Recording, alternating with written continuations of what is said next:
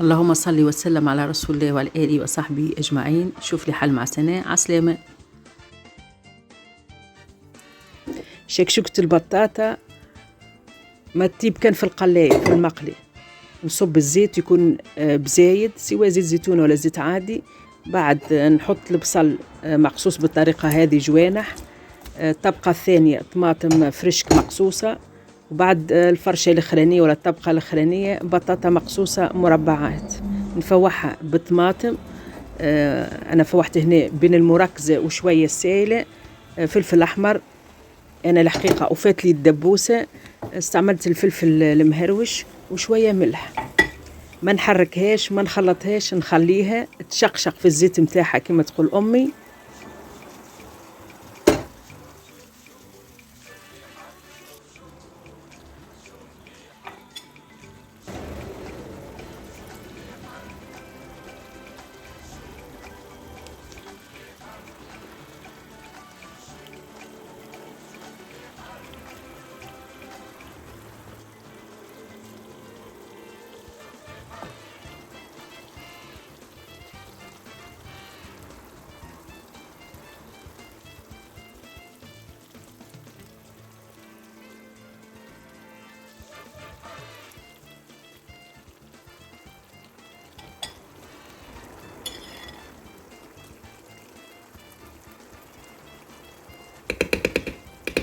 نغطي شكشوكة البطاطا ونخليها تشقشق في زيتها.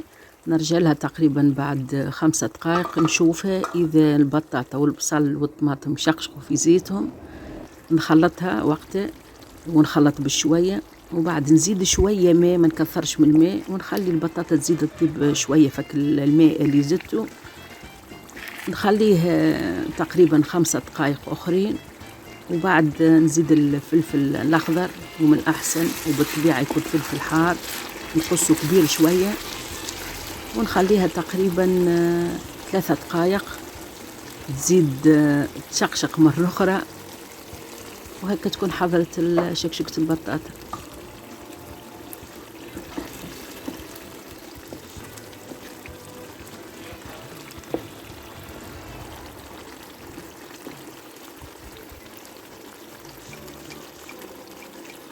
أمي شكشوكة البطاطا تحب البطاطا مازالت شادة روحها شوية، معناتها مش طايبة على الآخر، وانتم كيفكم إذا تحبوها طيبة برشا تزيدوها في الوقت.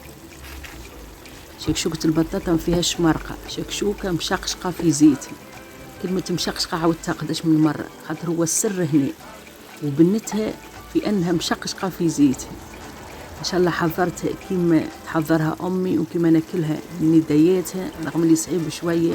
شكشوكة أمي ما كيفها شكشوكة، ربي يفضل فينا.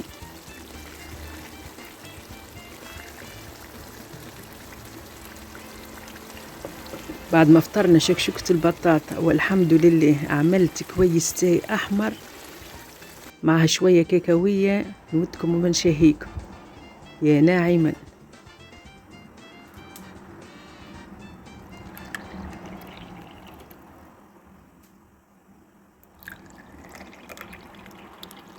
ما تنسونيش في لايك وكلمة حلوة، وتنقول لكم تشاو وبسلامة.